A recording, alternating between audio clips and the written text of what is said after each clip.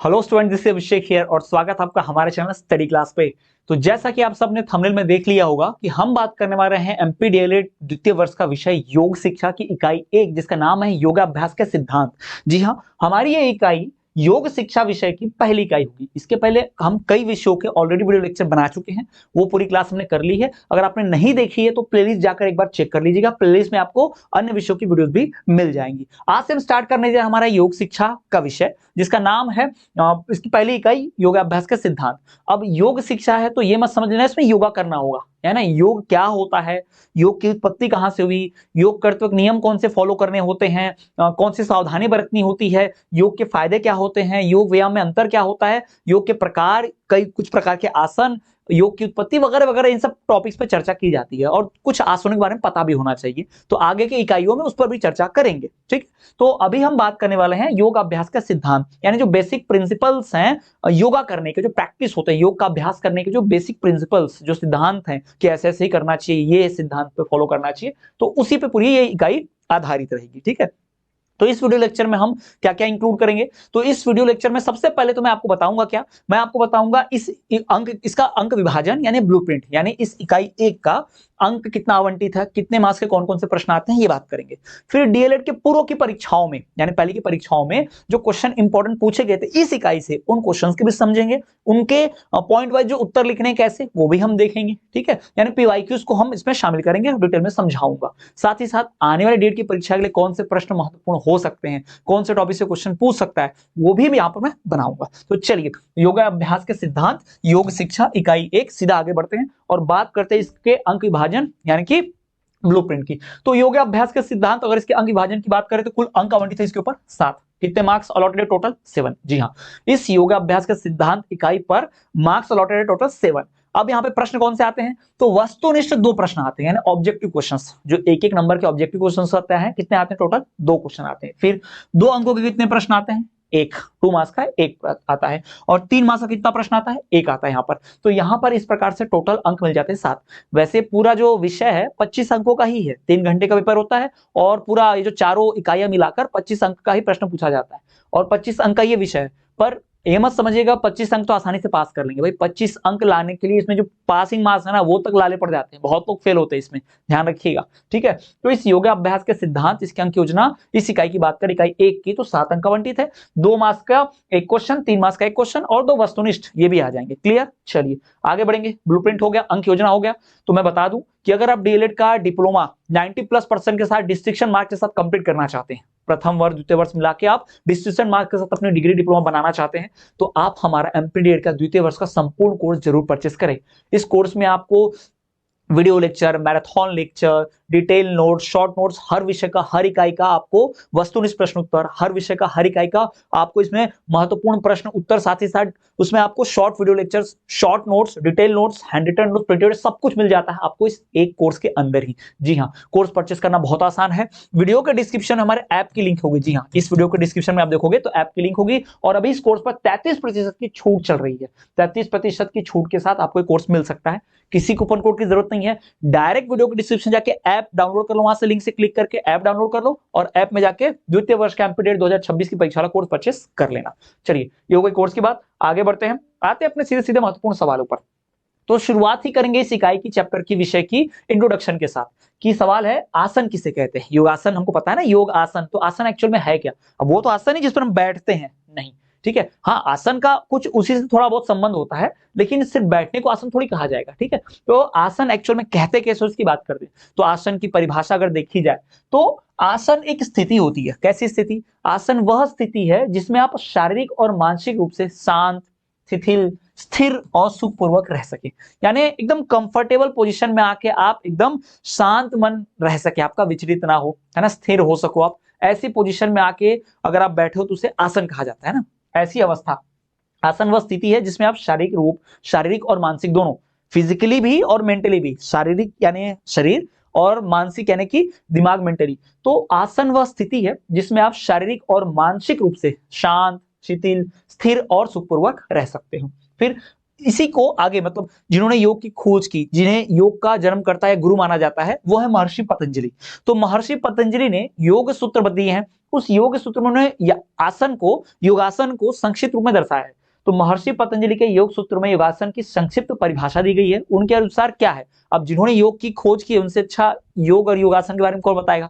तो उन्होंने क्या बताया कि स्थिरम सुखम आसनम, ठीक है, स्थिरम सुखम आसनम, यानी मतलब जिस स्थिति में आप स्थिर हैं वही, और उस स्थिति में आपको सुख प्राप्त होगा तो वही वाला आपका आसन होगा, ठीक है। तो अर्थात वह स्थिति सुखद और स्थिर हो, वह स्थिति जो सुखद हो और स्थिर हो, उस स्थिति को हम क्या बोलेंगे, आसन। वैसे तो योग का गुरु माना जाता है भगवान शंकर जी को, है ना, भगवान शंकर जी को आदि योगी इन्हें कहते हैं। योग साधना वही पहले बहुत वही करते थे। तो इसको लिखना किताबों में, स्टेप बाय स्टेप बनाना, उसका पूरा सिद्धांत प्रतिपादित करना, ये सब महर्षि पतंजलि ने किया हुआ है। इनके बारे में और डिटेल में पढ़ेंगे आगे की इकाइयों में, अभी तो नहीं, पर आगे की इकाई में और डिटेल में इसको हम पढ़ेंगे, ध्यान रखिएगा। तो महर्षि पतंजलि ने योगासन की क्या परिभाषा दी, उनके हिसाब से कि स्थिरम सुखम आसनम, यानी वह स्थिति जिसमें आप जो सुखद और स्थिर हो उसे हम क्या कहते हैं, आसन कहते हैं। क्लियर है। तो आसन क्या होता है समझ गया क्या। चलिए आगे बढ़ते हैं, अगला प्रश्न देखिए कि योग और व्यायाम में क्या अंतर होता है। बहुत सारे ऐसे लोग होते हैं जिनको व्यायाम यानी एक्सरसाइज जो रहता है, लोग जिम जाते हैं, ठीक है, वो व्यायाम होता है, और योग जो होता है ध्यान लगाना, बैठना, ये थोड़ा अलग होता है। तो योग और व्यायाम दो अलग अलग चीजें हैं और दोनों का अलग अलग लाभ मिलता है, दोनों के अपनी कुछ बातें हैं जो पक्ष में और विपक्ष में है, तो उसकी हम बात करेंगे। तो योग और व्यायाम में क्या अंतर होता है बात करेंगे। तो पहले देखो योग और व्यायाम में अगर अंतर की बात करूं, ठीक है, तो कुछ अंतर यहाँ पर निम्नलिखित है। सबसे पहले और बता दूं, ये सब छोड़ दो, ये थ्योरी छोड़ दो, पीछे मत देखो, मेरी बातों पर ध्यान दो। योग और व्यायाम में क्या अंतर होता है ये बता दूं। तो देखो योग में क्या होता है कि आप शारीरिक मेहनत ज्यादा नहीं करते, आप एक आसन में बैठ के शरीर को एकदम स्थिर रख लेते हो। पर व्यायाम में क्या होता है, व्यायाम में भाग दौड़, वजन उठाना, कसरत करना, इसमें शारीरिक मेहनत ज्यादा होती है। योग में क्या होता है, मानसिक ऊपर से ध्यान लगाते हैं, एकदम प्राणायाम जैसा करते हैं, तो योग में मानसिक मेहनत होती है। जबकि आप व्यायाम देखोगे, एक्सरसाइज देखोगे, उसमें शारीरिक मेहनत होती है। योग से क्या होता है, मन अंदर से, शरीर अंदर से स्वच्छ हो जाता है। जबकि जिम जाने से, बॉडी बनाने से ऐसा तो नहीं है किसी का अंदर से उसका पूरा शरीर ठीक होगा। जिम जाने से, व्यायाम करने से शरीर मजबूत हो सकता है, शरीर आपको सुडौल दिखाई दे सकता है, ठीक है ना, लेकिन जरूरी नहीं कि उसके अंदर की जो चीजें है, उसका मन जो है वो शांत होगा, जरूरी नहीं है कि उसकी मानसिक स्थिति शांत ही होगी, है ना। जिम में तो आप देखो कई सारे लोगों को आपने कई बार देखा होगा डेथ हो जाती है, बहुत हैवी वेट उठा लेते हैं, गलत एक्सरसाइज कर रहे हैं तो हार्ट अटैक आ जाता है, कई बार वजन उठाते उठाते ही गिर पड़ते हैं, ऐसा देखा आप सबने, कई बार वीडियोस भी देखे होंगे। तो ये थोड़ा सा फर्क है। योग से क्या होता है, मन शांत होता है, हृदय की गति धीरे धीरे, हार्ट बीट नहीं बढ़ती योग करने से, आप ध्यान लगाए हो, धीरे धीरे सांस ले रहे हो, वो योग है, तो उससे हार्ट बीट बढ़ती है कि तेज नहीं। लेकिन जब जिम एक्सरसाइज करते हो, डंबल उठाते हो ऐसे ऐसे, तो क्या होता है, हृदय की गति बढ़ जाती है, हार्ट बीट बढ़ जाता है ना। तो ये सब चीजें रहती हैं। तो चलो वही हम बात करेंगे। तो अंतर की बात करें तो पहला देख लो, व्यायाम में आप अपनी सांसों पर ध्यान नहीं देते। जब हम एक्सरसाइज करते हैं तो अपने सांसों पर ध्यान नहीं लगाते, सांस लेना, सांस छोड़ना। जबकि आप योग में आपने देखा होगा, एक नाक को ऐसे बंद करके एक छेद को, यहां से सांस लो, फिर धीरे से छोड़ो, यानी सांसों पर ध्यान देना योग में किया जाता है, ठीक है। जबकि व्यायाम में सांसों पर ध्यान नहीं दिया जाता, सांसों का उसमें ज्यादा कुछ महत्व नहीं है, ठीक है। तो व्यायाम में आप अपनी सांसों पर ध्यान नहीं देते, सांसें काफी तेज चलने लगती है एक्सरसाइज करने से। लेकिन योग में क्या होता है, सांसों पर बहुत ध्यान दिया जाता है, सांस को कंट्रोल करना सिखाया जाता है। कई सारे योगी लोग योग करने से सांस को 5 मिनट, 6 मिनट, 7 मिनट तक रोक सकते हैं, जो कि बहुत बड़ी बात है, ठीक है। आसन के आधार पर सांस लेना होता है, कौन से आसन में हो, किस प्रकार से सांस लेना है।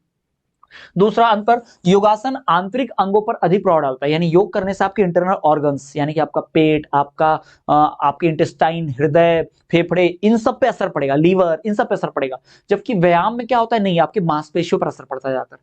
तो योगासन आंतरिक अंगों पर अधिक प्रभाव डालता है, जबकि व्यायाम से शरीर बाहर से बलिष्ठ दिखाई देता है। एक्सरसाइज करने से, जिम जाने से बाहर से शरीर एकदम बढ़िया दिखाई देगा, स्वस्थ। लेकिन योग करने से अंदर से शरीर शांत रहता है, अंदर से मन शांत रहता है, अंदर के जो अंग होते हैं वो ठीक रहते हैं।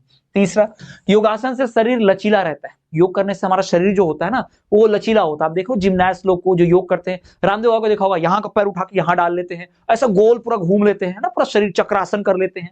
तो योग से शरीर लचीला बनता है, ठीक है, कठोर नहीं बनता।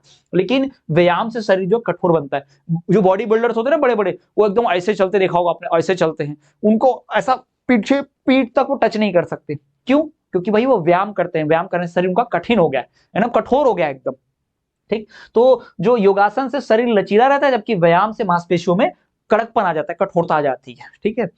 व्यायाम तीव्रता और प्रबलता पर जोर देती है, एक्सरसाइज करने से एकदम हार्श, इंटेंस, तीव्र से, है ना। और जबकि मांसपेशियों को नुकसान भी पहुंच जाता है। कई बार होता है ऐसा कि मांसपेशियों को नुकसान पहुंचता है। कई लोग तो एकदम इतना ज्यादा बॉडी बिल्डिंग कर लेते हैं कि एकदम पूरी नसें बाहर आने लगती हैं, मांसपेशियां कई बार फट जाती हैं। सब देखा होगा आपने, जो बहुत ज्यादा करते होंगे, बहुत अति जो कर लेते होंगे। नॉर्मली आप थोड़ा शरीर को स्वस्थ रखना कर जा सकते हैं जिम, लेकिन आपको एकदम दिन रात उसी में लगे हैं, एकदम मिस वर्ल्ड ज्यादा हो गया, ये मिस्टर ओलंपिया बनना है, आपको चैंपियन बनना है, ऐसा करना है, तो उसमें देखना बॉडी बिल्डर्स लोग अलग से इंजेक्शन लेते हैं, दवाइयां लेते हैं। ठीक है, तो वो गलत है। व्यायाम से तीव्रता और प्रबलता पर जोर देते हैं, जिससे मांसपेशियों में कभी कभी नुकसान पहुंचता है, लेकिन योग में ऐसा नहीं होता। योग बहुत धीरे से करते हैं, योग धीमी गति से किया जाता है और सहन शक्ति बढ़ती है। योग से सहने की शक्ति बढ़ जाती है। ठीक है, तो ये योग और व्यायाम में अंतर है। योग करने से शरीर को ऊर्जा की जरूरत कम पड़ती है, जबकि व्यायाम करने से बहुत ऊर्जा खर्च होती है। तो एक्सरसाइज करने के बाद, जिम जाने के बाद भूख लग जाती है, ढेर सारा खाते हैं वो लोग।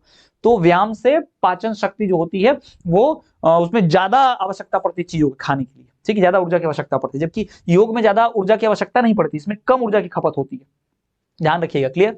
चलिए, अब आते हैं कि जो हम योग करते हैं, योगासन करते हैं, तो उन योगासनों से, उन योगों से क्या लाभ है। बहुत बड़ा पीवाईक्यू है, बहुत बड़ा पीवाईक्यू, मतलब याद रखिएगा 2020, 2022, ठीक है, और शायद 2023 में भी आया था, कंफर्म नहीं हूं मैं, या 2-3 साल तो बार बार पूछा गया है, और आने वाले डेट की परीक्षा के लिए बहुत संभावित बता दे रहा हूं। तो योगासनों की बात करें कि योगासनों से क्या क्या लाभ है, तो योगासनों से निम्नलिखित लाभ हैं। ऐसा लिख दो थ्योरी, फिर लिखो पॉइंट। नंबर 1, योगासन सांसारिक कपट तथा कलेशों से दूर रखने के सर्वोत्तम साधन है। संसार के जो कपट, कलेश है ना, शोर शराबा है, इससे दूर रखने के लिए सबसे सही तरीका क्या है, योगासन करो, मन को शांति मिलेगी। बोलते भी देख लो आप, योगा करो, योगा करने से शांति मिलती है। फिर योगासन से शरीर स्वस्थ होता है, सुडौल होता है, सुंदर तथा शक्तिशाली बनता है। ठीक है, इसमें दिखेगा भले ना कि एकदम शरीर एकदम स्वस्थ है, रामदेव बाबा आपको देखना बहुत स्वस्थ नहीं दिखाई देंगे, मतलब बहुत एकदम बॉडी बिल्डिंग है रामदेव बाबा की, लेकिन उनके बाल हो अभी भी, इतनी उम्र होने के बाद भी एकदम एकदम घने बाल है उनके, अभी भी वो दौड़ भाग कर रहे थे इतनी उम्र होने के बावजूद भी, है ना। एज उनके ऐसा लगता नहीं कि उतने बूढ़े होंगे वो, क्यों, योग की वजह से। ठीक है, तो योगासन से शरीर स्वस्थ रहता है, सुडौल रहता है, सुंदर तथा शक्तिशाली बनता है। फिर योगासन शरीर को निरोग, बीमारियों से दूर रखना, चुस्त, एक्टिव तथा फुर्तीला बनाए रखते हैं।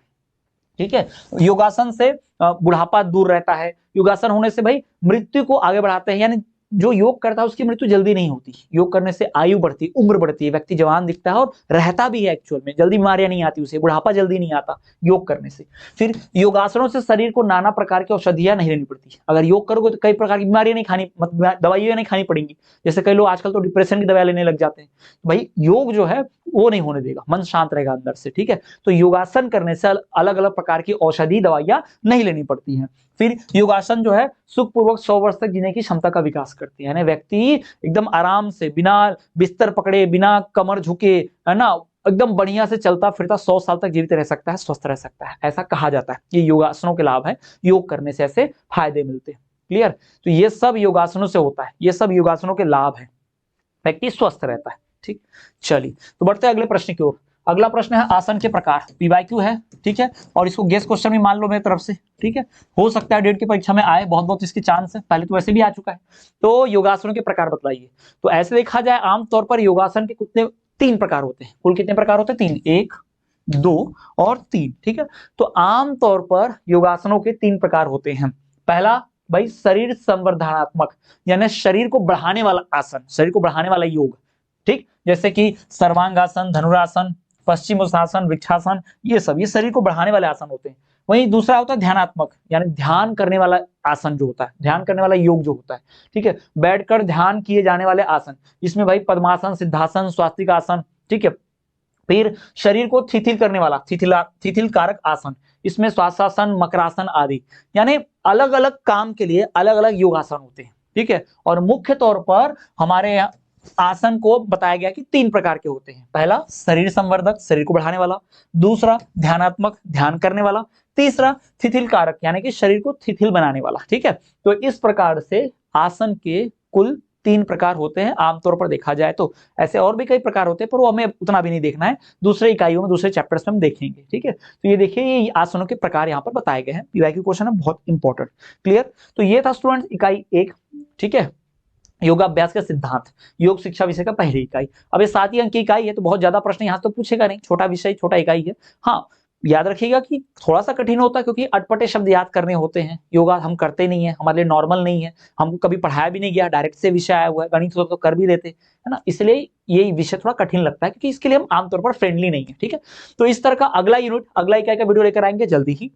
इस तरह के और भी वीडियो देखने के लिए, अन्य विषयों की पढ़ाई करने के लिए आप प्लेलिस्ट जरूर चेक करें चैनल पर, वहां आपको अन्य विषयों की वीडियो भी मिल जाएगी। साथ ही साथ आप अगर डीएलएड में 90+% स्कोर करना चाहते हैं और आपको पढ़ाई की टेंशन हो रही है, आपने अभी तक कुछ नहीं पढ़ा और अभी एक भी दिन आप कॉलेज नहीं गए, समझ नहीं आ रहा क्या करना है कैसे करना है, तो आप हमारा संपूर्ण कोर्स जरूर परचेस करें। वीडियो के डिस्क्रिप्शन हमारे ऐप की लिंक मिलेगी, वहां से आप ऐप डाउनलोड करके हमारा कोर्स परचेस कर सकते हैं। साथ ही साथ ऐसे वीडियोस, न्यूज, एग्जाम से संबंधित, परीक्षा से संबंधित कोई भी खबर के लिए आप हमारे चैनल को सब्सक्राइब करके बेल नोटिफिकेशन पे ऑल पर रख दें, ताकि जब भी कोई ऐसी खबर आए, नोटिफिकेशन आए, मैं वीडियो बनाकर आप तक सबसे पहले पहुंचा दूं। तो चलिए स्टूडेंट्स, मिलेंगे अगले वीडियो में, तब तक के लिए देखते रहिए हमारा चैनल स्टडी क्लास।